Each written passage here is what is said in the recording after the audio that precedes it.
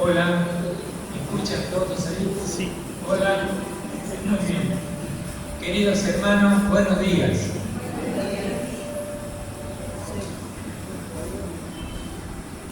Quisiera como cosa introductoria recordar lo que pasa en las cárceles de Estados Unidos en el Día de la Madre y en el Día del Padre. Resulta que se hicieron encuestas y pudieron observar claramente que los días del padre, la mayoría de los presos, casi todos, ninguno los saluda al padre.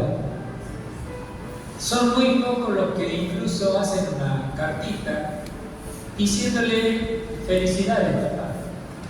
Sin embargo, la mayoría, casi el 100%, de los presos para el Día de la Madre se acuerdan de la madre y le hacen una carta para la madre. Es decir, que indudablemente el Día de la Madre es mucho más importante para la mayoría de los seres humanos. Esta, digamos, es una encuesta realizada en los Estados Unidos. Queridos hermanos, Hoy se recuerda el Día de la Madre. Y diría yo que en primer lugar, para honrarlas a las madres, voy a tomar tres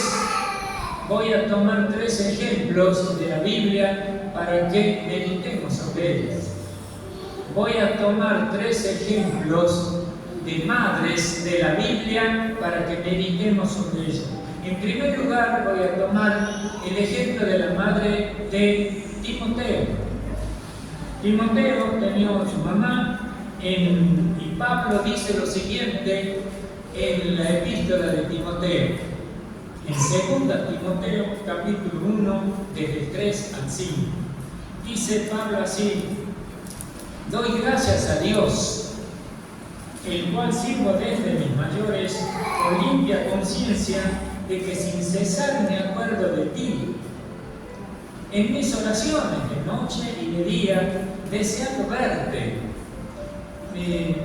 Me conmueve la relación afectiva que tienen estos dos, porque verdaderamente Pablo es más que un padre para él, para Timoteo. Dice, deseando verte, al acordarme de las lágrimas para llenarme de gozo. Y el versículo 5 dice, trayendo a la memoria la fe no fingida que hay en ti, el cual habitó primeramente en tu abuela Loida y en tu madre Eunice. Y estoy seguro que también en ti. Estimados hermanos, el tema de la epístola de 2 de Timoteo trata de algo muy particular, es la conducta y el testimonio de un verdadero siervo de Dios. Repito,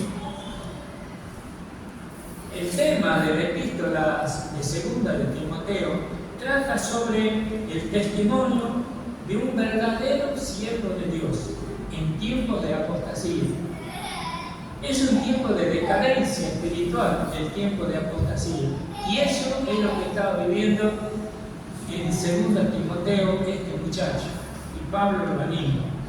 Veamos algunas características para que podamos entender. En este tiempo la gente, en los tiempos de apostasía, es un tiempo de negación. Es allí que muchos niegan la fe de Cristo. En segundo lugar, la gente rechaza las verdades reveladas. Las rechaza. O pone una situación de apatía, de indiferencia.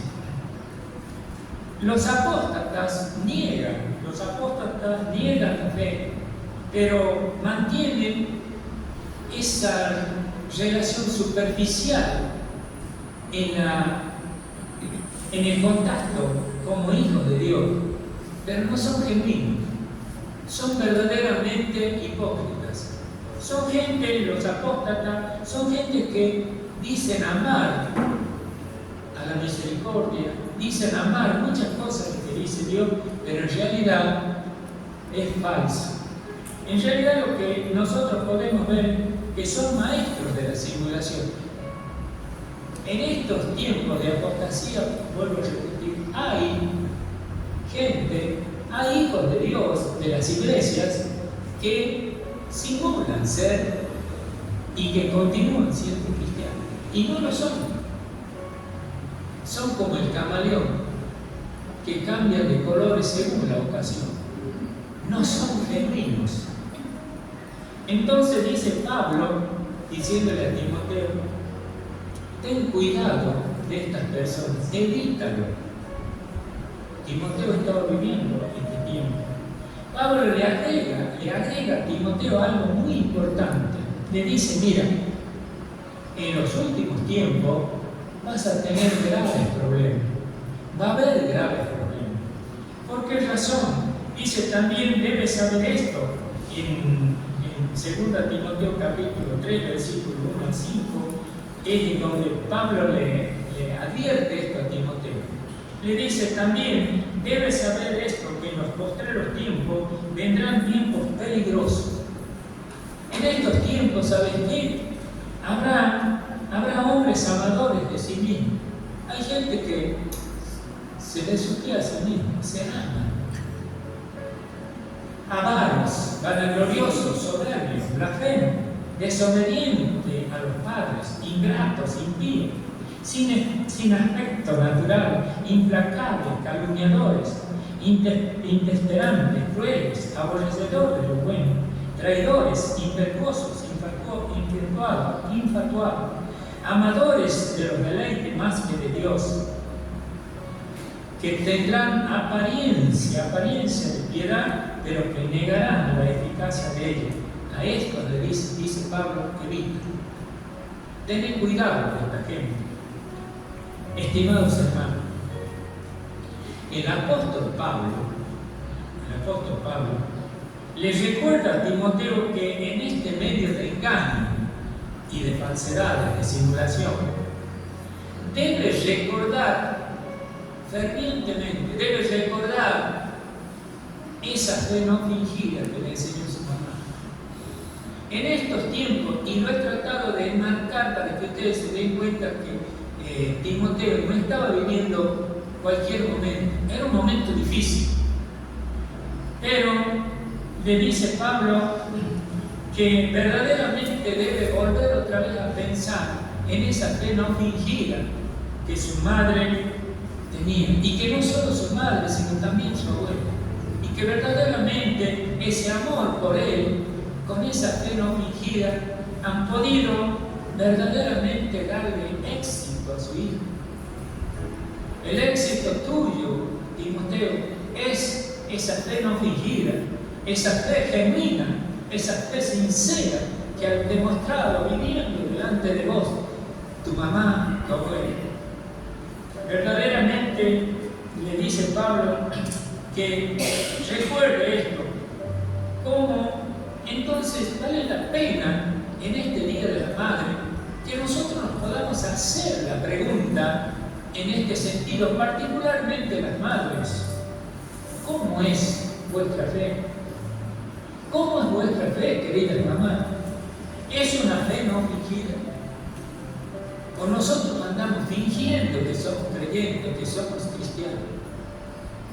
Verdaderamente es una fe auténtica, es una fe sincera, donde mi hijo puede ver que verdaderamente yo no estoy engañando a nadie, ni me engaño a mí mismo.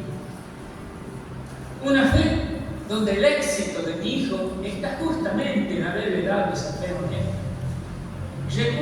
Recuerda, querida hermana, que el éxito de tu hijo depende, tanto el éxito como el fracaso depende de ti.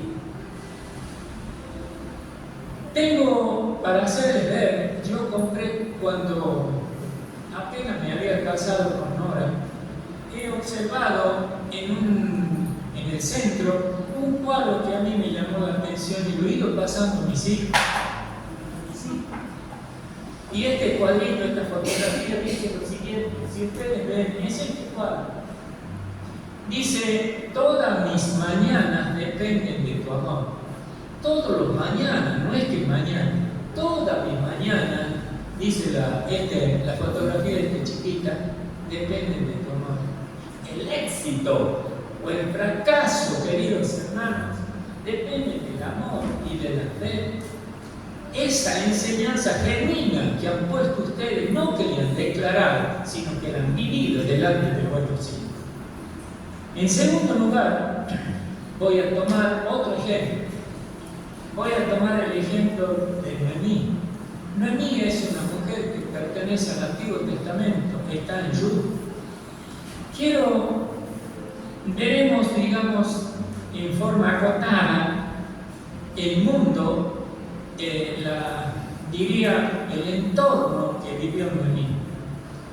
En este momento histórico de Noemí se destaca porque Noemí vivió en la época que gobernaban los jueces. Esta época en que gobernaban los jueces es una época de decadencia, de pecado y de división del pueblo de Dios. En esa época, después de la muerte de Josué un gran valor para la obra de Dios. Ustedes recordarán que Josué fue ese hombre que estuvo siempre al lado de Moisés. Un gran general fue, un destacado. Muy bien, allí, en segundo lugar, en aquellos días de los jueces, y particularmente en la época de Noemí, era una época de decadencia, una época donde los textos de jueces, en jueces 17:6 y en jueces 21:25, no sé si lo diga Diana, pero dice que en esa época no tenían rey los judíos, y cada uno de ellos hacía lo que mejor le parecía. Cada uno se manejaba a su antojo. Pero quiero que noten lo siguiente, hermano. El hecho que tengan la libertad para manejarse a su antojo, eso no quiere decir que Dios no le había impuesto una norma. Ahí estaba la norma. Lo que pasa es que los hombres y mujeres, cuando nosotros encontramos que parece que necesitamos el látigo, la libertad que Dios les había dado a los judíos, tenían que ser obedientes. Pero resulta que en esta época de Noemí dominaba la acción unilateral. Cada uno hacía lo que quería. Se repite en todas oportunidades este hecho. No había rey y cada uno decidía lo que él quería, lo que le parecía mejor, eso hacía. Ahora, también otra característica que había en la época de Noemí en el pueblo judío es que había hambre. Ahora vamos a leer nosotros el texto de Noemí. Es largo. Si ustedes lo supieran, yo digo, bueno, yo voy a hablar sobre esto. Pero no sé si lo conocen, el texto de Ruth. Ruth capítulo 1, desde el versículo 1 hasta el 22. Dice acá lo siguiente, yo lo tengo fotocopiado. Aconteció que en los días que gobernaban los jueces, que hubo hambre en la tierra, y un varón de Belén de Judá fue a morar en los campos de Moab, él, su mujer y sus dos hijos. El nombre de aquel varón era Elimelech, y el de su mujer Noemí. Los nombres de sus hijos eran Malón y Kelión, efrateos de Belén de Judá. Llegaron pues a los campos de Moab y se quedaron allí. Y murió Elimelech, marido de Noemí, quedando ella y sus dos hijos, los cuales tomaron para sí mujeres maomitas, y el nombre de una de ellas era Orfa y la otra Ruth, y habitaron allí unos 10 años. Y murió también los dos, Malón y Kelión, quedando así la mujer. Y quiero que noten que dice la mujer, Noemí, quedando la mujer desamparada, y sus 2 hijos y su marido murieron. Entonces se levantó con sus nueras y regresó de los campos de Moab, porque oyó en los campos de Moab que Jehová había visitado a su pueblo para darle pan. Salió pues del lugar donde había estado con ella con sus 2 nueras, y comenzaron a caminar para volver a las tierras de Judá.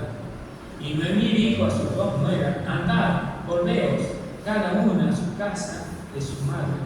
Jehová haga con vosotras misericordia como la habéis hecho con los muertos y conmigo. Os conceda Jehová que halléis descanso cada una en la casa de su marido. Luego les besó, y ellas alzaron su voz y lloraron.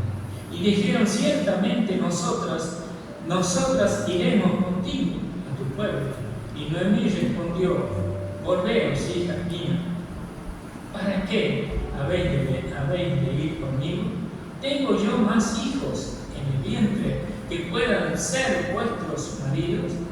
Volveos, hijas mías, e idos, porque ya soy vieja para tener marido, y aunque dijera esperanza tengo, y esta noche estuviese con marido, y aún diese a luz un hijo, ¿habéis vosotras de esperar hasta que fuera grande?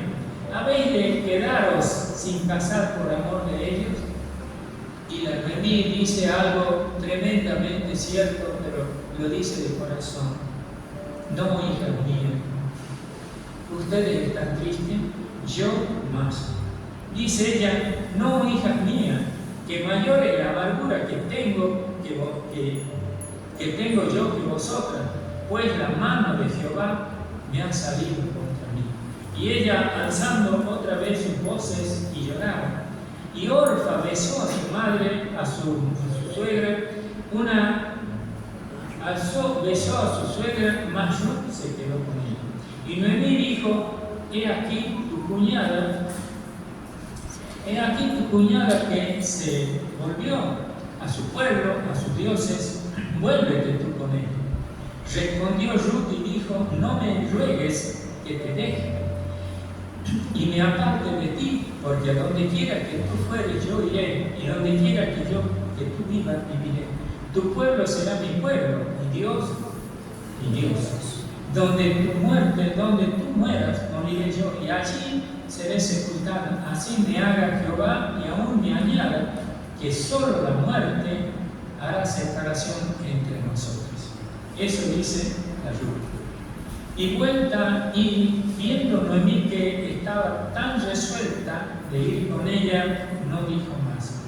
Anduvieron pues ellas 2 hasta que llegaron a Belén. Y aconteció que, habiendo entrado en Belén, toda la ciudad se conmovió cuando vio por causa de ellas, y diciendo: ¿no es esta Noemí? ¿No es esta Noemí?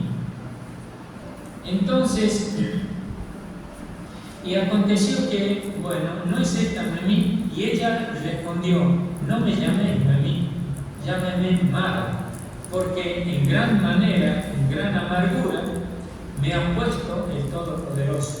Yo me fui llena, pero Jehová me ha vuelto con las manos vacías. ¿Por qué me llamáis Noemí?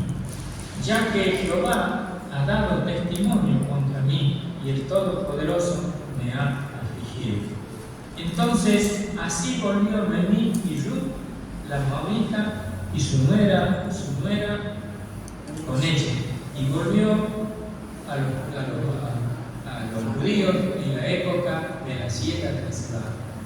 Estimados hermanos, este es el tiempo que vivió Noemí. Y recalco, era un tiempo donde cada uno hacía lo que mejor le parecía. Este es el contexto donde había vivido Noemí, su marido Elimelech y sus 2 hijos. Además, eran tiempos donde gobernaban los jueces. Estimados hermanos, en este contexto en este contexto de decadencia y de pecado, en este contexto de decadencia y de pecado, fue donde estaba viviendo Noemí y su familia. Insisto porque es muy importante que se den cuenta. Noemí y su familia vivían en este medio de decadencia y de pecado. Cada uno hacía lo que mejor le parecía. Ahora yo me pregunto, queridos hermanos, ¿no les parece a ustedes que hoy también vivimos un ambiente de decadencia y de pecado? Voy a repetir. ¿No les parece a ustedes, hermanos, que hoy también nosotros vivimos en un tiempo de decadencia y de pecado? Estimados hermanos, en otro tiempo, algunos años atrás, cuando se hablaba de noviazgo, se hablaba de un tiempo donde la pareja se iba a conocer. Sin embargo, hoy cuando se habla de noviazgo, es para significar que la pareja está conviviendo. Y no solo eso, decir que están de novio es decir que la pareja tiene una relación matrimonial sin haberse casado. Estimados hermanos, son tiempos de decadencia y de pecado. Sin embargo, las normas divinas, las normas de Dios, tanto en la época de Noemí como en esta época, no han cambiado. Dios es el mismo, hoy y por los siglos. Es decir, hoy en día ni el hombre ni la mujer tienen recato. Ustedes van a ver, además de no tener recato, no tienen pudor. En particular la mujer, en la actualidad, anda semidesnuda y parece muy bien. Estimados hermanos, los consejos de Dios no han cambiado en el día de hoy. Si nos preguntan, ¿qué ha cambiado los consejos de Dios en la actualidad? Estamos seguros respondiendo no. Por supuesto que no. Estimados hermanos, en la época de Noemí, ¿los consejos de Dios habían cambiado? No, no habían cambiado. Sin embargo, en la época de Noemí, como en el día de hoy, muchas personas hacen lo que dice en Jueces capítulo 21, en el último versículo de Jueces. Todos hacían lo que mejor les parecía. Noemí, veamos ahora lo que hizo Noemí. Lo he marcado a esto para que verdaderamente cada uno de nosotros vea y haga un análisis frío de la situación. En primer lugar, Noemí y su marido, que hayan ido a buscar un mejor nivel de vida porque había carencia de alimentos en el pueblo judío. Parece de buena onda y de buena acción de parte como matrimonio que se fueron a buscar mejor situación y se fueron a un pueblo pagano. Pero no tiene el mismo parecer que hayan desobedecido a Dios, porque Dios le dijo que no se vayan a ese pueblo. La orden de Dios era que no se vayan ahí. Noemí y su marido fueron desobedientes de los consejos de Dios. Noemí y su esposo mostraron ser una familia que no tenían fe y además que no tenían esperanza en las promesas de Dios. Resulta que en el Nuevo Testamento nosotros lo hemos leído hasta el hartazgo, que Pablo dice que Dios nunca abandona a sus hijos. Y en el Antiguo Testamento, en Salmo 37:25, David dice: joven fui y he envejecido y no he visto a justo desamparado, ni a su descendencia que mendigue pan. Joven fui, dice David. ¿Qué no lo habrán escuchado nunca a esto Noemí y su marido? Sí, nada más que hay momentos que nosotros queremos ser sordos. no hacemos caso. Pensamos que nosotros pensamos mejor que Dios.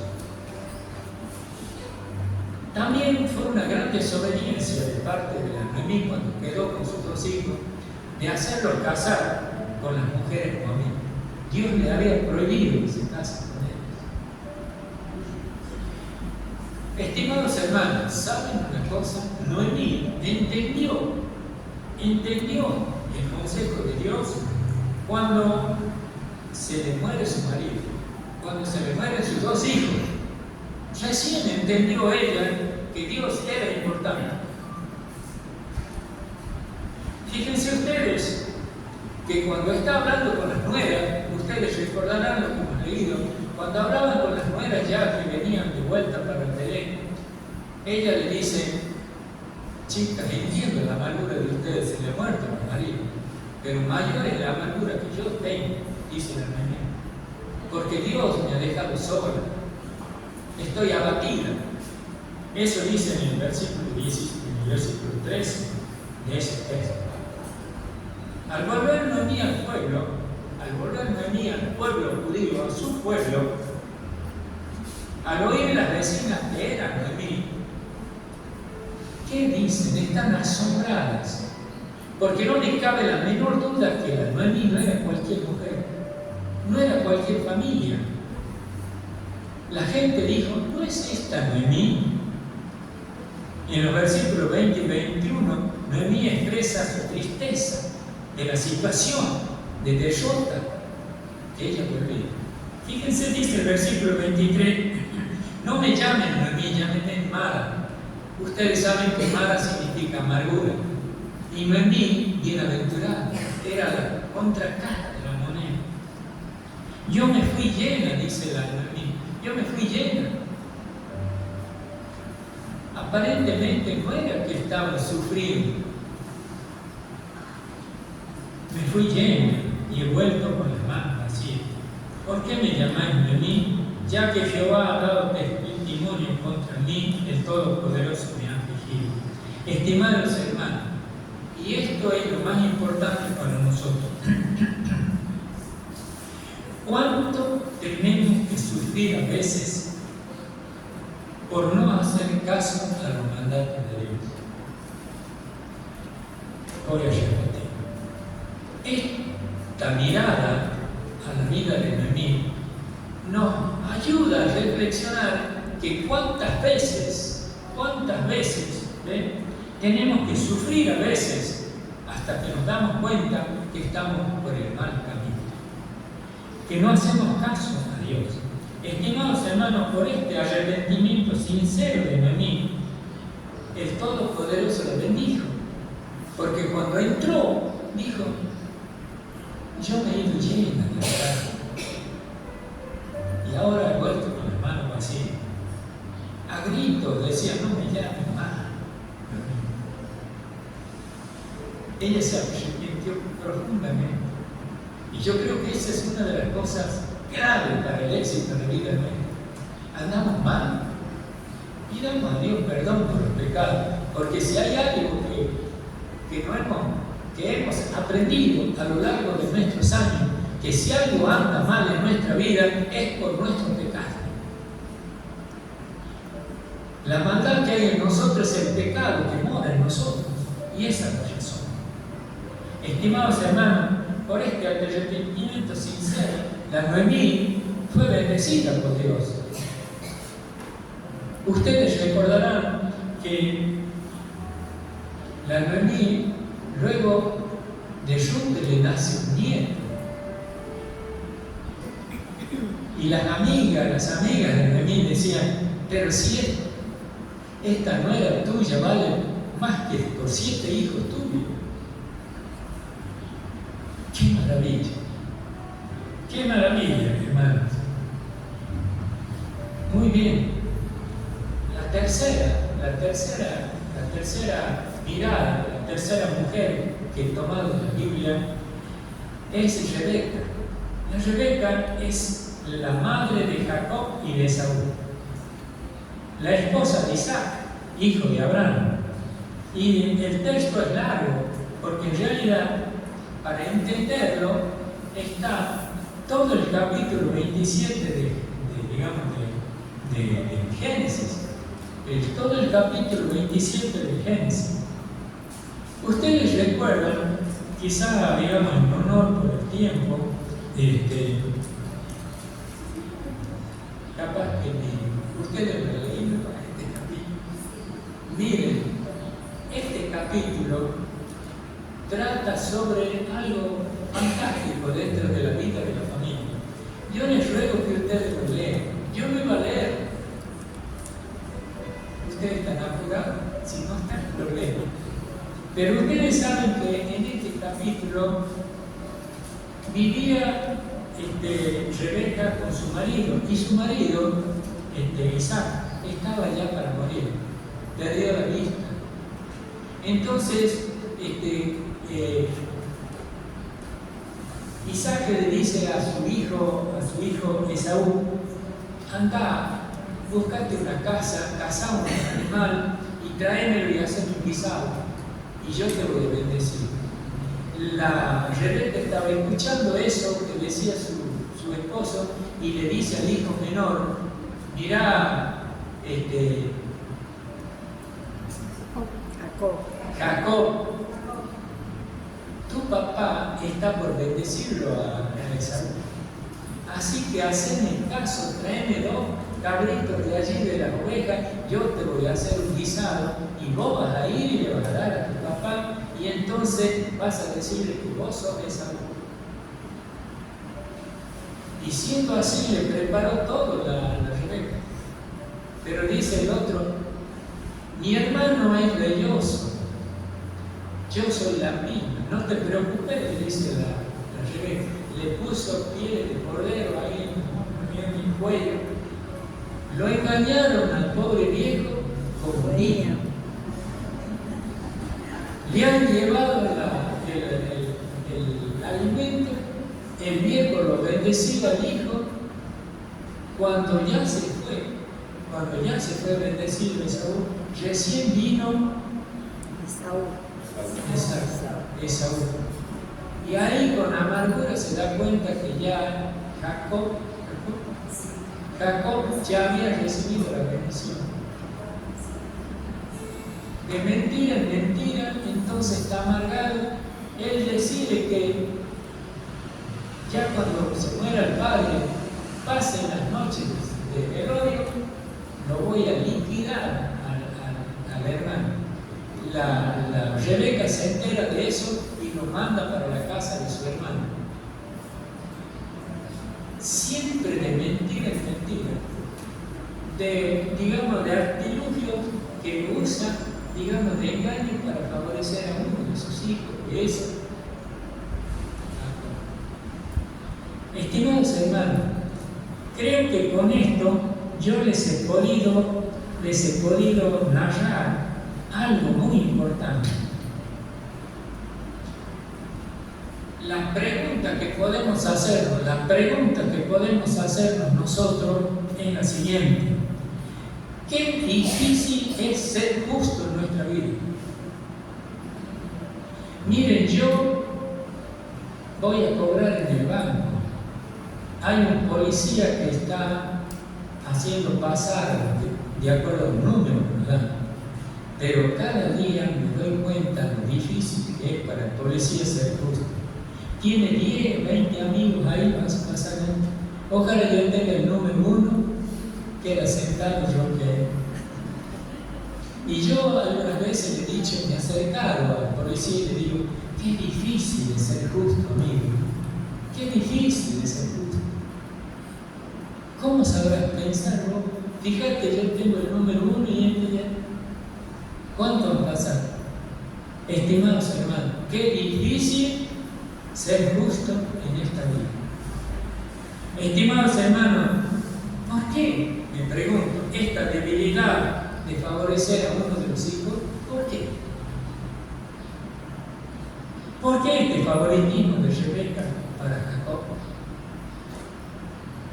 Hace más o menos 40 años, de 30 a 40, salió un artículo en el diario La Gaceta, en la página literaria, y allí me voy a permitir recordarlo, porque nos puede echar un poco a reflexionar sobre esto, esta manera de actuar que tenemos algunos, sean padres o sean madres.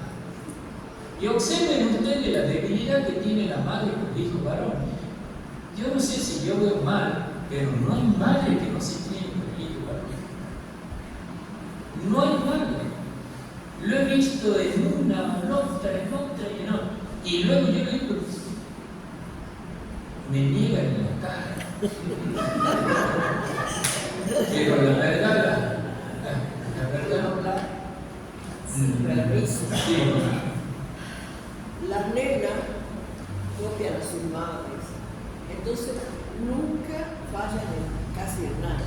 Los varones no tienen que pedir permiso. Cuando vayan a un lado, hacer esto, le tienen que marcar malas pautas. Sí. Esa es la diferencia. Pues yo le digo porque mi hija me ha dicho que yo no quería más a mi hijo que a él. Tenga la seguridad que tenga la certeza, hermana, que usted se inclina por su madre. Y entonces le dije que Y ella y usted me va a decir, no, pero yo la veo en mi casa, hermano. Esto es así. Usted va a pensar que su hija, no. Hermanos, vamos a seguir. Miren, según el relato bíblico, según el relato que yo leí en el diario La Gaceta, en la página literaria, viene como anillo al dedo para esta cuestión. Ustedes saben que se trataba de una madre que tenía 2 hijos. Y entonces, todas las noches, la mamá esta iba al dormitorio donde estaban los 2 hijos. Donde estaba la cama del menor, ella iba y le acomodaba las colchas, le daba una palmadita, y luego de eso estaba un segundo al lado de la cama de su hijo menor, y luego lo besaba y se iba. Entonces, una noche, después, como todas las noches, resulta que la madre entra, lo besa a su hijo menor, le acomoda las colchas y le acomoda todo, y lo tiene lindo allí. Entonces, ya está por irse la madre, y el hijo mayor se levanta, se destapa y le dice, mamá, y yo, mamá, y yo. Hermano, quiero que ustedes lo sientan. Ese hijo, durante todas las noches, acariciaba al otro, al menor, y a él, nada. Y le dice, ¿y yo, mamá? ¿Sabe qué contesta la madre? La madre con un acento serio le dice, tu hijo eres fuerte, tu hijo no necesitas. ¿Ustedes creen, por ventura, que ese hijo no necesitaba del cariño de la madre? Claro que necesitaba. Pero resulta que algunas madres ven a un hijo más desvalido y a este le ponen todas las dichas. Y el otro, y yo, mamá. Estimados hermanos, esta historia nos muestra que nosotros debemos tener cuidado, no debemos vivir en parcialidad. Volvamos otra vez a analizar ahora la vida de Jacob, veamos la vida de Jacob, de este hijo al cual su mamá lo favoreció con engaño y tuvo la bendición de su papá. Veamos a lo largo de la historia bíblica qué ha pasado con este hijo. Repito, analicemos ahora lo que ha pasado con Jacob, este hijo que engañó a su papá. Fíjense ustedes que algo que no tuvo nunca en cuenta Jacob es que lo que sembramos cosechamos. Eso también es bíblico. Y diría que ojo al charqui, porque nosotros queremos pasar de revolución. Lo que sembramos, cosechamos. La Biblia en el libro de Génesis nos relata que Jacob fue engañado un montón de veces. De engañador ha pasado a ser el engañado. Y la vida de Jacob fue engañado por su suegro, el hermano de la madre, porque Jacob trabajó 7 años para que este señor, hermano de la mamá, le diera una hija que se llamaba Raquel por mujer. De noche, en la oscuridad, le dio otra que era la hermana. Lo engañó. Tuvo que trabajar 7 años más por la Raquel. ¡Qué tristeza! En segundo lugar, Jacob fue engañado por todos sus hijos. Sus hijos le dijeron, por ejemplo, le engañaron. Vivió la mentira a los hijos con el padre. Le mintieron que José, por ejemplo, el hijo menor, se había muerto y que lo había comido uno de las bestias del campo. Le llevaron los vestidos para José para comer. El pobre viejo ahí hizo duelo durante un montón de tiempo. Era falso.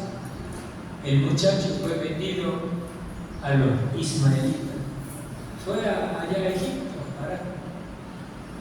Cuando Jacob estuvo en Egipto, Jacob, ¿saben una cosa? El faraón le dijo a Jacob, ¿cuántos años tenés? Lo estoy resumiendo yo. ¿Cuántos años tenés? Y 130 viví. Pero ¿sabe, Señor?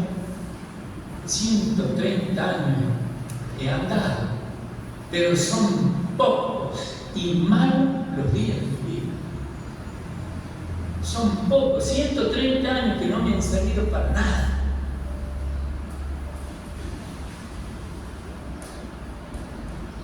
Estimados hermanos, yo me pregunto, ¿de qué le ha servido a Jacob engañar a su padre y engañar a media humanidad?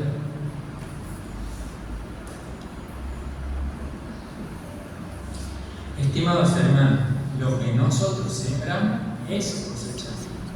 No nos equivoquemos. A la larga o a la corta nos cae. Como conclusión podemos decir, miren, la primera cosa que hemos visto, en primer lugar, la madre de Timoteo nos mostró que el éxito o el fracaso del hijo depende del amor, de la fe, no de la fe sincera, genuina, de los actos amorosos, pero con toda claridad.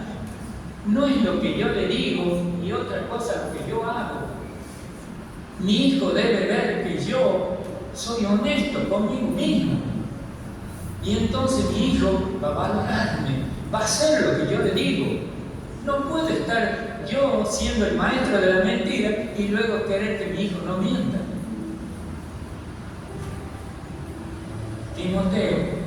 Timoteo, el éxito de Timoteo estuvo en que tuvo una madre que le enseñó con honestidad, con sinceridad, con cariño. Y miren, un hijo de Dios que estuvo en una iglesia que estaba realmente llena de problemas, donde había gente mala, pero él tuvo éxito. El segundo caso que hemos visto es el de Noemí. Noemí ha sufrido, mostró hasta dónde se puede sufrir. Diría, Noemí nos ha mostrado que la desobediencia nos lleva a hacer cosas inverosímiles y que nosotros sufrimos por esa consecuencia de nuestro pecado. Y que Dios nos ayude, digamos, a evitar esto.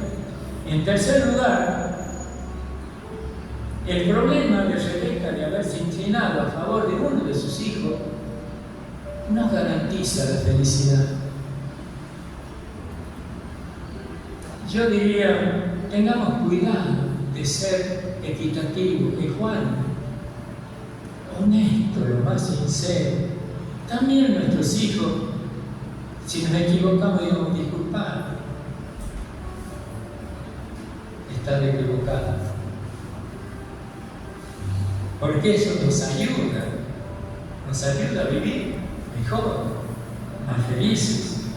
Mostrar, porque mi hijo va a cosechar lo que yo le he sembrado. Si yo he sembrado cariño, seguramente que se va a volcar con cariño hacia mí. Seguro.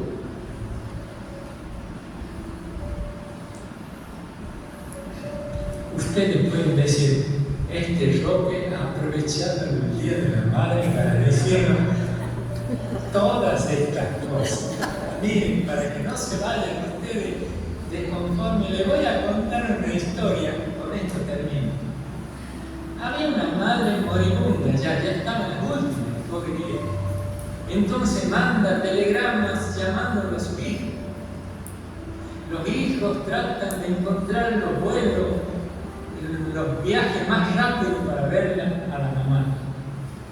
Entonces los hijos llegan, por supuesto, rodean el lugar donde la mamá estaba, ven sus manos callosas y torpes ya por los años de trabajo para ayudarlos a ellos, a los hijos, a estos tres que estaban allí con ellos. Llegó un momento que la angustia no pudieron contenerla y ellos comenzaron a sollozar. Y entonces el hijo mayor la abrazó a su madre y le dijo: madre querida, tú has sido tan buena con nosotros que queremos decirte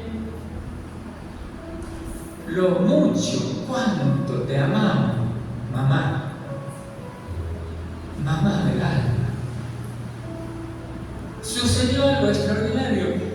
La viejita que estaba cerrando los ojos, abre los ojos, es casi como si hubiera revitalizado y le dice a su hijo: hijo, me conmueve, me asombra, porque es la primera vez que me lo decís. Y estas fueron las últimas palabras de esta pobre vieja. Hermano, ahora termino. Si alguno de los que está acá ama a su madre, más vale que hoy le diga hoy, porque mañana puede ser tarde. Si querés decirle que la amas a tu mamá, decirle hoy. No esperes para mañana. Mañana puede ser tarde. Dios quiere, hermano, que nosotros podamos, Dios quiere que nosotros podamos entender que lo que sembramos, cosechamos. Que la felicidad de nuestro hijo está en nuestras manos. En nuestras manos, hermano. No hagamos, mi querido, no hagamos. Estamos perjudicando al hijo. En el nombre de Dios, que Jesucristo nos bendiga. Y vamos a ponernos de pie, o terminamos esta parte y luego vamos a comer la torta.